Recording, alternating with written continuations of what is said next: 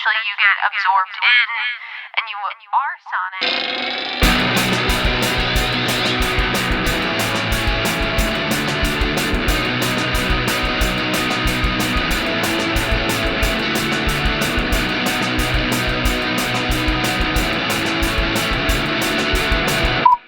Avasti, Scallywags, and welcome back to another episode of No Repeat. It's a podcast where we pick 3 songs every week with no repeats and no do-overs to soundtrack the most epic game of laser tag. Joining me are my co-hosts, Tyler Reed. Yarhar, me mateys? Pew pew? Pow pow? Zip zap? And Sean Evans. How do you follow up the world's second most beautiful mind? Sometimes I don't know. Tyler, what was our challenge this week? This week we're trying to find the perfect laser tag classic submitted by me. And if you want to submit your own challenge, you can DM us, add us, No Repeat Pod, on Instagram or Twitter, or you can always send us an email. You know? Ever think about that? Email? NoRepeatPod@gmail.com. Thanks so much. Chad says, no way. I've never thought about an email. I've never wanted to email someone on purpose in my life. All right. So that intro was probably very confusing unless you grew up in the exact part of the world that the 3 of us did, and so I should provide some context. Where we grew up, there was a Chinese restaurant that went out of business. The dominant feature of this Chinese restaurant was a very large fish tank. We're talking like the length of an entire wall fish tank. And when the building was bought, they decided to keep the fish tank and all of its requisite plumbing and everything, but strip out the kitchen and the seating and everything, and using that fish tank as a centerpiece, create a pirate-themed laser tag arena called Scallywag Tag. So from the outside, it looks like a Chinese restaurant, but painted up with blacks and greens, with a giant pirate ship out front. And then you go inside, and it is a very oddly shaped laser tag parlor and mediocre arcade that served bad pizza and had pirate-themed birthday parties. You can't make up a story more suburban Ohio than this. Aside from the fact that was the second location, in which the first location also had glow-in-the-dark mini putt-putt. Still, all of this history is important because I think we have to remember that laser tag should always be a little sketch. In the same way that mini golf is a little sketch. I've done that fancy new putt shack with like the automated golf where like it has the RFID in the balls and it counts your score and everything for you. No. Not for me. If you can't cheat by saying, look over there, while you just drop your ball in the hole, it's not mini golf. In the same way that if you can't cheat by standing over someone and shooting directly into their like harness thing, it's not laser tag. There's so much innuendo going on right now. What do you mean? Laser tag is meant to be kind of sketch, is all I'm saying. Wet and what wild, are your guys' memories of Scallywag Tag, laser tag in general? How do you feel? I was always underwhelmed with doing it after it was done. I was always excited to play it before it happened. I think the last time we went to Scallywag Tag was for Intercession. Taylor, I don't think you ever had do Intercession. No, I had 1 year of it. Tyler had 1 year of Intercession. So this would have been like circa 2006. The idea of Intercession, for people who don't know, was basically in the like weird in between during the winter between semesters. They like gave them a very short course that was like a week or something long. Yeah. So sophomore year for Intercession, the drumline decided that we were going to all do Intercession together, and it didn't matter to me because I already had a music credit, so whatever. And we did this thing, I think it was called Sports of All Sorts or something along those lines.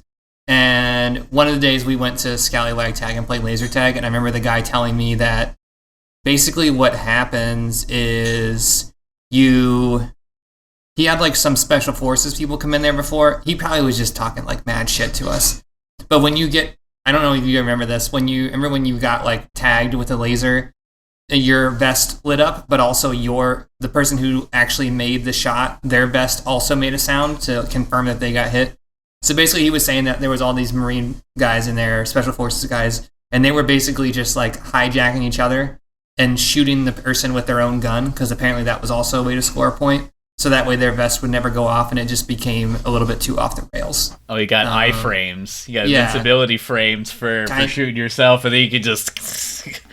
Right. So I guess it just became a thing, and I was just like, oh, that's cool, but then we did it, and I was like, wow, this is dumb, and why does this place smell so bad? Like, why does every place that has video game machines that I've been to in my life smell like vomit? I mean, it had Children's a DDR birthday machine parties. specifically, so... Like, I'm pretty sure here in Cleveland there is like a pinball bar that I'm going to have to go check out at some point in time, and I hope that it doesn't smell like vomit. They don't have kids' birthday parties there because it's a bar, so it should be fine. There you go. Yeah, I mean, I think to Sean's point, it's always something that gets built up a lot, and then you go in and it's kind of underwhelming. It's like you get shot once, and then you have to like have that like 20-second cooldown period where you can't do anything, and you're just standing in the dark, and it smells weird, and there's loud music, and it's like, oh yeah, this isn't very fun if you're not winning. Tyler, what do you remember about laser tag? I don't know. I feel like I feel like I always like a practical application of exercise. Like, if it's like a fun game that you can do, you're like, great. And I get to sweat and I get to run around. I feel like it works better than, like, I feel like I was not into paintball because it didn't want to involve pain. That seems like a lot. So I was like, well, I love, like just running around and shooting a gun. And honestly, the music that ended up playing there was like, for the most part, like, pretty good. Like, it was at least within a wheelhouse of my interests. So I feel like that was also kind of like a fun part for me. There's definitely obviously like better ones, but there's like Elevation at least. I think there was like a lot of places to like duck down and hide. I feel like the ones that are like just like a straight like one level floor, not as fun. Yeah, you gotta be able to like get up high and like shoot from above and all of that stuff. But I think that was part of the problem with where we went to the Scallywag Tag, because it was big enough that like a small preteen or something could run around in there. But if you were an adult and had like any decent length of stride, you could not build up any kind of speed in there. I've done laser tag since then on like corporate retreats and stuff with work. And in general, I find that like laser tag is kind of sized for the 9 to 13-year-old. And much like a trampoline park or similar, it kind of loses its appeal when you're a full-grown adult who has to like be conscious of running into stuff. Yeah, or bend your knees. Yeah. But with less concussions, right? Yes, exactly. Yeah, so I feel like my mind's eye imagines it as it was back then and not as it probably would be for me now. Oh yeah, in my mind's eye, you're like diving around corners and doing like action hero moves, and it's like being inside of a music video. Whereas playing it in my 20s with a bunch of my coworkers, it was like, well, how into this can I be without being too into this? Yeah. I definitely also had a laser tag like home set, in which that was some real like Wild West stuff where you're just like laying on the ground like sniping people because it's like they can't pick up the shots from there, like hiding under like someone's like bus that they just had run around in the dark. Tyler's right though, the soundtrack is a key element of laser tag, and like if there's no like pumping loud music, you're just in a dark room with black lights, and that can get kind of gross. But you start playing some music and you pass out those laser vests and it turns into a different thing. It becomes like this retro futuristic, like Tron-esque environment, which I do think kind of influenced the soundtrack a bit, but not entirely. Like, you weren't listening to Kraftwerk playing laser tag. No. That's a good point. And that's exactly why I feel like when I was thinking about what I picked, I didn't necessarily go with what, like, with like what I think the experience is, but I picked a song that I just have that I liked and I feel like was also. Anyway, what I mean to say is that I feel like sort of like the 90s and 2000s, like early 2000s, was a lot of like electronic adjacent artists and like one song that they made. You know, like Believe by Cher is like a good laser tag song because it's got the auto tune and it's like bumping. But a lot of like my research, I was like looking at like SSX Tricky or like Need for Speed Hot Pursuit or like Crazy Taxi. I was like looking up like sort of like the like Prodigy or like the Chemical Brothers, LCD Sound System. You know, like I feel like the White Stripes are also really good, like Gorillaz. I feel like there's like a electronic sound that people had that was like influenced by kind of the dance crazes that were kind of going on around that time, but were not directly using them in like their music specifically. This all is very iPod era in my mind. Like if a song could be in an iPod commercial, it could be at laser tag. Right.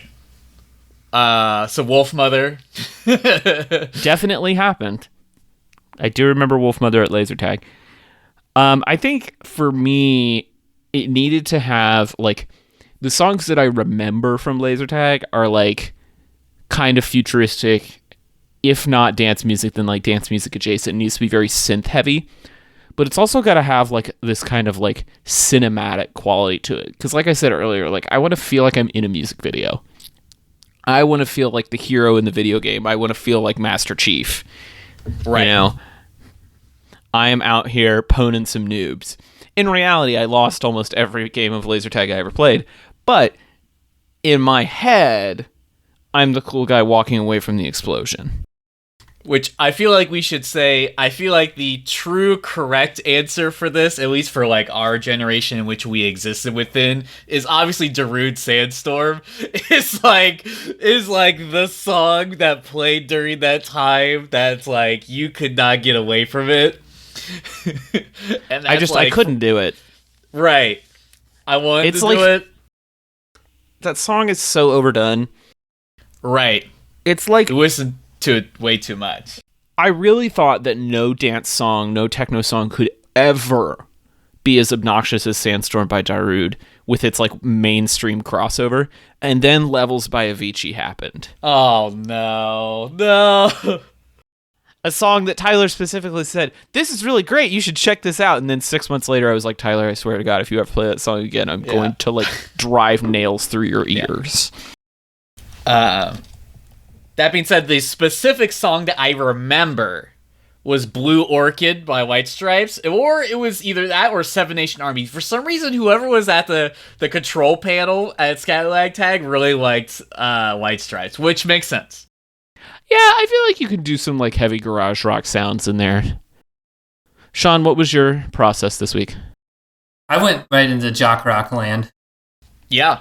And I just looked for a song that would be played at a sporting event.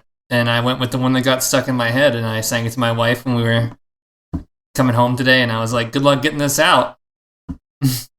See, now Sean brings up an interesting point here, and I'm sure we'll talk about this later on. But when you bring jock jams into the picture, I feel like laser tag was kind of like where jock jams went to die. Because jock jams were like, they were huge in like sports stadiums and school dances and all that stuff, late 90s, early 2000s. And then they went through a second life. And then laser tag and similar was their third life. But you know where jock jams really shone? The Roll Arena. Somewhere between their heyday and their laser tag decline was this sweet plateau where the only place you could hear jock jams was at the Roll Arena, specifically the Beachmont Roll Arena, located just down the road from Scallywag Tag, only about a mile away. Get your skate on, then go play some laser tag. It'd be a very exhausting but very fun day. I was hoping you would bring it up that they were almost orthogonally adjacent to each other. You're like, you could just go from one to the next one. And there is like a real musical crossover between like Roll Arena songs and laser tag songs, which made this challenge difficult for me because a lot of the songs I wanted to pick for our roller skating episode would have also worked here. But now that we've got our obligatory plug out of the way, does anybody feel strongly about going first? Oh, I'll go first this week. All right, Sean, what jock jam do you have for us? So this week I chose Come and Ride the Train by Quad City DJs.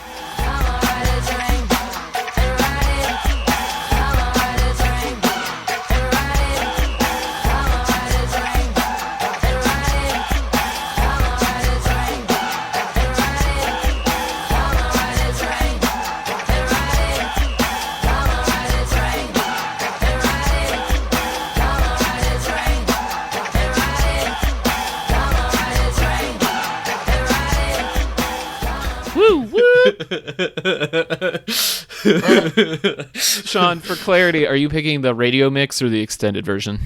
I'm going to do the radio mix. I posted the extended version, which I didn't realize was 7 minutes of... I figured that's what obviously you were doing. a sin. If it's laser tag, you're doing the full 7-minute song because you're not paying attention to anything. But if you're listening to this, just do the 4. Yeah, you don't need it. You'll get the gist of what's happening. You get the idea. So, I don't know how this song got stuck in my head. I totally forgot about this for like 2 decades probably. And then it came back to me and I was like, oh my God, this song is just a total psychedelic, almost jam. And it goes nowhere. It's got a couple verses, but most of it is just like the crappiest sound effects that you could possibly buy and just looped in over the top of one another. Especially that whistle. That is a hideous sound. Like, it is so gross. But that said, it really works out for Laser Jam in my mind, or for Laser Tag, Laser Jam. I'm just imagining lasers on roller skates and how much fun that would be, at least to watch.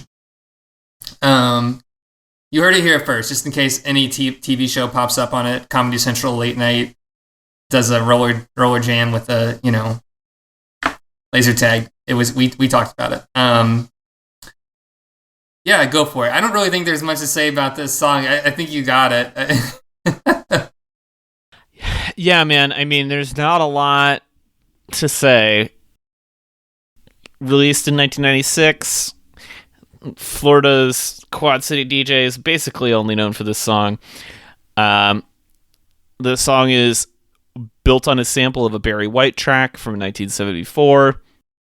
I mean, it's kind of like a ubiquitous track if you were alive at a very specific time. Basically, like, if you were born in the window where we were from, like, the late 80s through the mid-90s, you definitely heard this song a lot. But then I feel like it kind of went away, which might be for the best. I don't love this song, but whenever I hear it in public, I am, like, nostalgically fond of it, like a Stockholm Syndrome type of thing. Okay. I never want to specifically put on Come On and Ride It, parentheses, the train, by Quad City DJs. Let me scenario something out for you real quick. Okay. Imagine you're at a drag show and this song comes on. Do you go wild? Yes. This is perfect drag music. That's what I mean. If I'm in public, yes. If I'm just in my home or, heaven forbid, in my car and this song comes up on shuffle and you just hear choo-choo, like, no. Shut it down. But at laser tag, fine.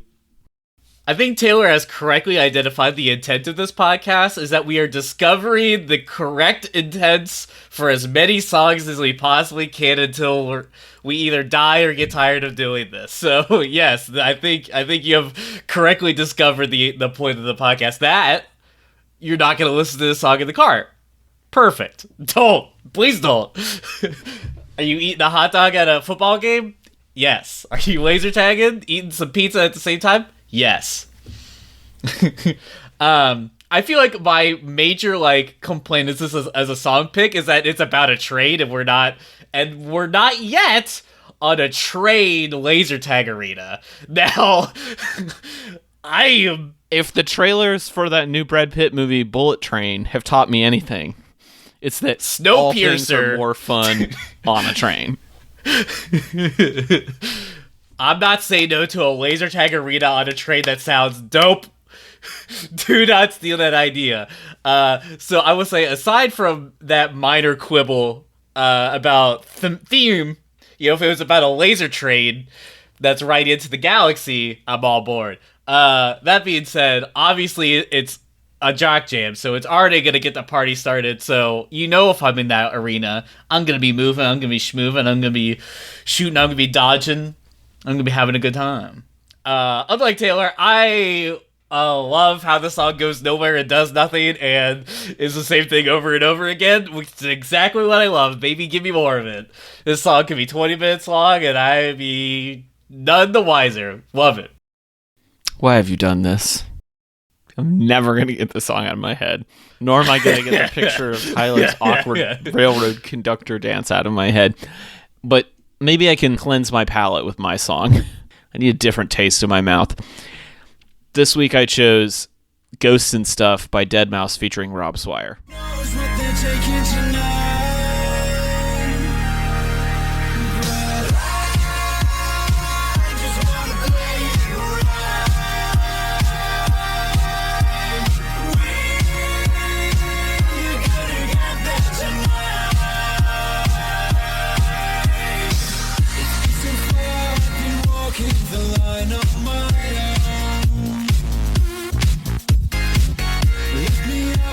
Ghosts and Stuff, probably one of the most famous singles from Canadian progressive house composer Deadmau5. This song, I feel like, is as close to a crossover as he ever had, and it was definitely the kind of song that played at laser tag. This would have come out my sophomore year of high school, which was also right up the alley of laser tag time. I don't know. It's like, it's the kind of house music that I was like really into at this time in my life, even though I was like far too young to go to the kinds of clubs where they played this music. Yeah. And so it feels kind of like childish to me listening back to it because I was listening to it at that time. But I think it's a really well composed house track. Like, it has a really interesting combination of synth texture, some cool strings, a nice, like, hurdy-gurdy-ish organ that's kind of the baseline drone for it. Like, this production is just really dense. And that's what I think always drew me to Deadmau5's stuff, is, like, it's house, but it's really orchestrated and really cinematic. The vocals here from Rob Swire, they turn it into more of a pop song than the original version, which is like a 6-minute instrumental only. And as we know, Sean can't be bothered with that, so I thought I'd be nice and use the vocal version. And I also just think, like, at laser tag, you don't need the 6-minute version because each round of laser tag is only like 10 minutes. You want to get a couple songs in. But I would totally be, like, juking around corners doing my Master Chief to this song. You better believe it. I am the main character, and I win every time when this song is on. Also, I found out today the vocal melodies on this were inspired by Chris Isaac's Wicked Game, previous pick on the podcast. Ooh! So it was very funny that Taylor picked this song because he didn't know who Rob Swire was, who is the vocalist for Pendulum, who I had texted him a couple days ago being like, yo, Pendulum still holds up. Because I was thinking about picking one of their songs for this challenge.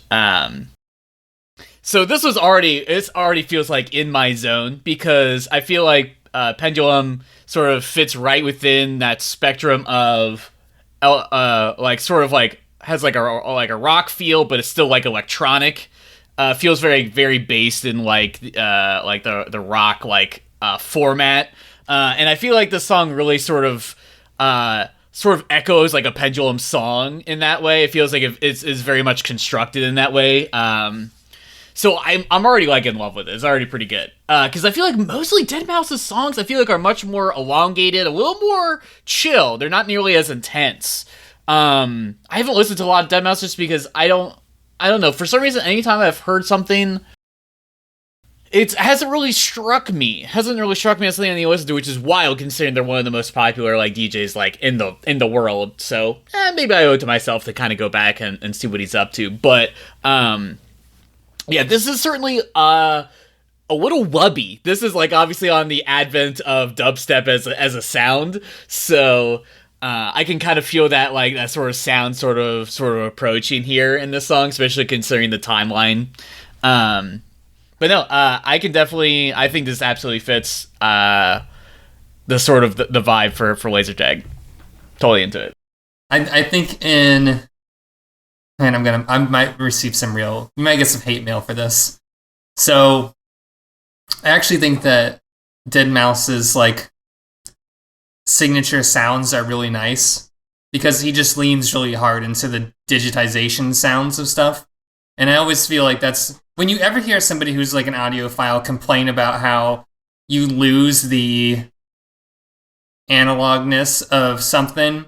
I feel like that's the upside of like electric music is that it is already here. So it's basically already ones and zeros playing in ones and zeros. So it already sounds that much better coming digitally because you're already used to that. So you're not chasing this like nostalgic analog like hiss or whatever. It doesn't exist in the source material. It's already got the peak of its fidelity. Yeah. And I like that. And I think that there are sounds that deadmau5 uses in his music that are going to come around again. Like we will see these in a couple decades and like, wow, you can really do that. I think the other thing that deadmau5 really capitalizes on is the ability to write music that is familiar to lots of audiences. I watched the live video of this song, and I don't understand how it's fun to go to a techno concert or a house concert and because people are standing there watching the stage. They're not dancing. Well, they're kind of dancing, but not in like a club way, if that makes sense.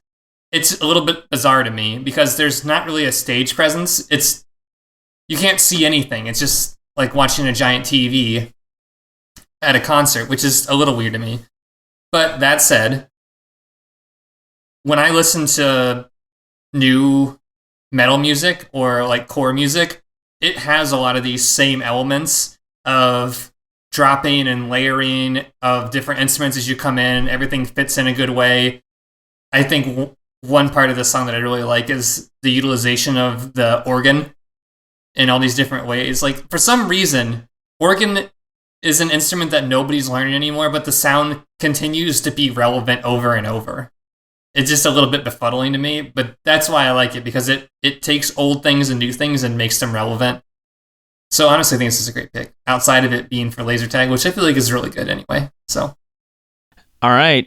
Well, that just leaves Tyler. Tyler, what'd you pick? This week I chose Better Off Alone by Alice DJ.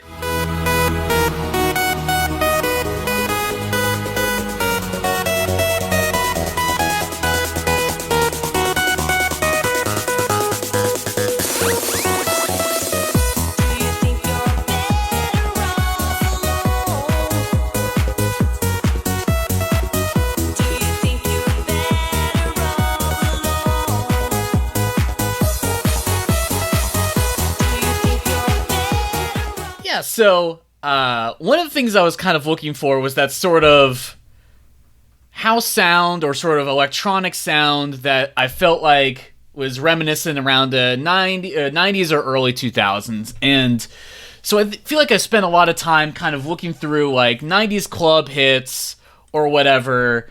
And kind of like what I was kind of noticing through like a lot of this was a lot of songs have kind of been ruined in a way through like being like memed to death. Like What Is Love? Like if you listen to that song like without the context of anything of it, you're like, what a great song, what a perfect pick for the song. Like Darude Sandstorm is like it's you're tired of it, I never really hear it again.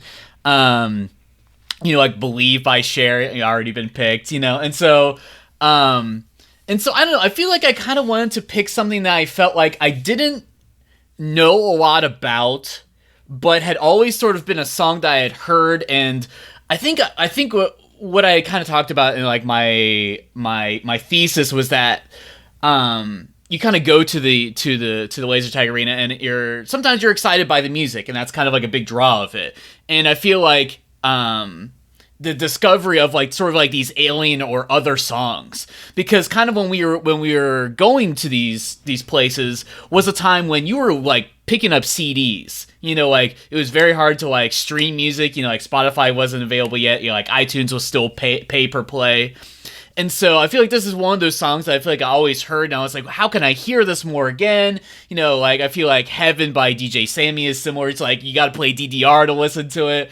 And so I feel like that's a lot of music that I didn't necessarily get to hold on to until like now. I feel like people now don't have a problem sort of like picking up these sorts of songs. And so I feel like that like a big benefit of like playing these games or going and playing laser tag is hearing like these genres that, like as kids we didn't have access to. And so I've always loved this song as like from like a distance. I'm like, every time it's on, incredible. But I think what really like does it for me is like my pick for a laser tag song is that like the synth line is just so iconic, so earwormy, just gets stuck in your head. And I feel like there's good builds, I feel like there's good like sort of like drops there. And I feel like also as like a side thing that I also want is that I feel like the synth sound also sort of sounds like a laser sound. I feel like every laser tag song should have like as a bonus should have like a lasery synth to it. So yeah, I mean, I think it's just a really great house song, just wonderful. I feel like the ethereal sort of like vocal line also sort of adds to the mystique of it. Just good. Just love it. So I'm going to quibble with you for just a second. Yeah. Because you said this is a great house song. This is not house. It's not. What is it? Tell me. This is trance, or more specifically Eurodance, which we've talked about Eurodance on this show before. Oh boy, have we. Eurodance is back. And this is the pinnacle of Eurodance. Like, yeah. This is the song that basically commercialized that sound and made like early 2000s trance. Like, this is the aesthetic. Alice DJ is actually a collaborative project made up of 3 or 4 DJs, depending on how you count it, whose names I will not even attempt to pronounce because they're all Dutch. But then they brought in this singer, Judith Pronk, to add vocals to Better Off Alone, which was originally an instrumental. And the song became such a huge hit that she became a permanent member of Alice DJ. And it was like 4 DJs and her that toured together for a good long while and then broke up and have recently gotten back together, which is cool. So, you could go see Better Off Alone live soon if you really wanted to. I love this track. I have always loved this track. I think it is one of those that like was played to death in its time, but now here we are 22 years later, and it feels like Y2K in all the best ways. It has the like retro nostalgia that it does what it needs to do. Like, it hits a pleasure center in my brain. This feels like a sound that like could have been revived on the new Beyonce record. Like, it is ripe for a revival. This like Eurodance Y2K club sound. I love the drum sounds on this. How like incredibly E-drummy they are. There's nothing like, everything on this is completely electronic and synthetic except her voice. But then her voice has so much personality that only singing 2 lines, she still just makes it so interesting. Like, talk to me. Do you think you're better off alone? That's all she says. And yet somehow it works for the 2-minute, 55-second radio version or the extended version, which I also enjoy.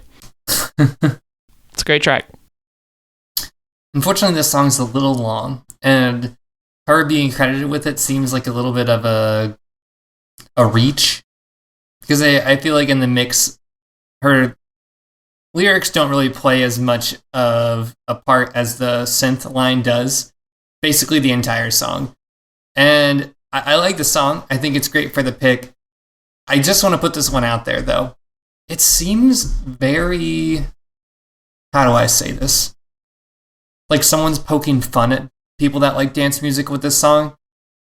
It seems more elevated, like written by somebody who clearly understands what's happening than it seems to, because it's kind of polka-y in some places where it's like, Well, we should say 2 of the members of Alice DJ were also in the Venga Boys. So, Sean, you know who the Venga Boys are, right? We Like to Party.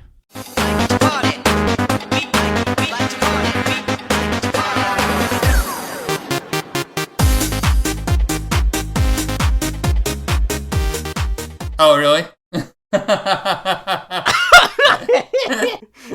So that's what I mean. Like, I feel like it's a little bit cheesy when I was listening to it closely. So.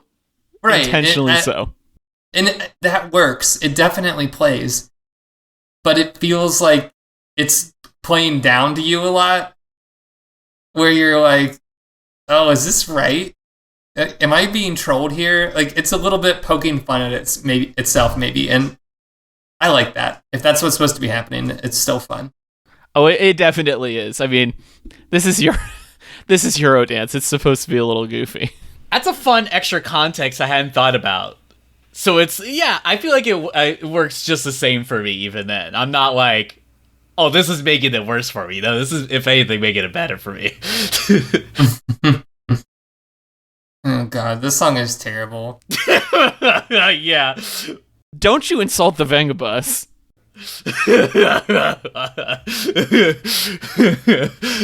Listen, the late 90s and the early 2000s were a very interesting time in European music.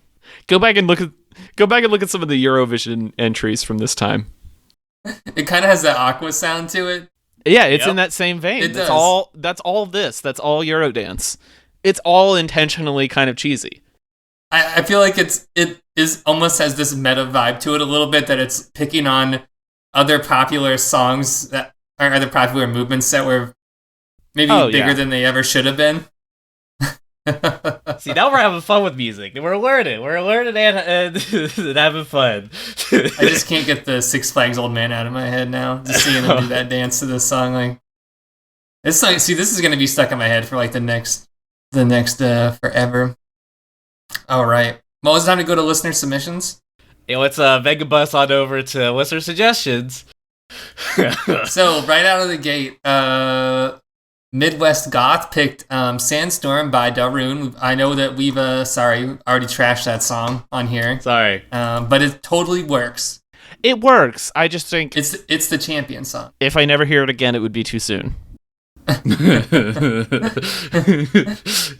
Crazy Ginger 11 left us kind of a comment, so I feel like Crazy Frog Axel F has to be on the playlist somewhere. I feel like I know You this remember song. Crazy Frog. Crazy Frog is also a Eurodance song. Turns out all roads lead to Eurodance. all roads lead. You remember Crazy Frog, Sean. Yeah, no, I just need to remember that was a thing that was a ringtone. Remember the ringtone Yes. commercials on Oh, yes. It was everyone's ringtone for like 6 months. right? You could pay 99 cents to they would send it to you, and I remember the biggest controversy about Crazy Frog is that there was a illicit version of the video where the frog had a penis. that was the first image that popped up when I typed in Crazy Frog. That's what ranked for controversy at the time, y'all. And then finally, this is so good. Ian Shivington. I know who you are. Pick the Mortal Kombat theme, which is also a really good pick. Yeah, definitely. That definitely played at Laser Tag too. So with that said, B-sides, we probably have some. I have some. You probably got some. Look, I only have one, and I changed my pick very late in the game because my original pick was Dark Horse by Katy Perry featuring Juicy J. And the problem is, I realized after I had originally submitted it that Dark Horse came out in 2013. That's late. That song feels so much older than that. And I think it's because it uses those same kind of synth textures that we've been talking about with a lot of these songs tonight. And so I feel like if you went to laser tag now, you probably would hear Dark Horse. But since the challenge was laser tag classics, I couldn't in good faith pick Dark Horse because it was just a little bit too late. Also, that Juicy J verse is trash. Get wrecked, Juicy. He didn't need to be on that song. Let's see. I think. I went down the creepy version, and this wouldn't be a classic, but I feel like "Smells Like Teen Spirit" would be a really fantastic song to play for a laser tag. But I feel like if you want to take it down the creepy road, I think "Heart-Shaped Box" backwards, very loud laser tag would really set the tone for like things are about to get really weird.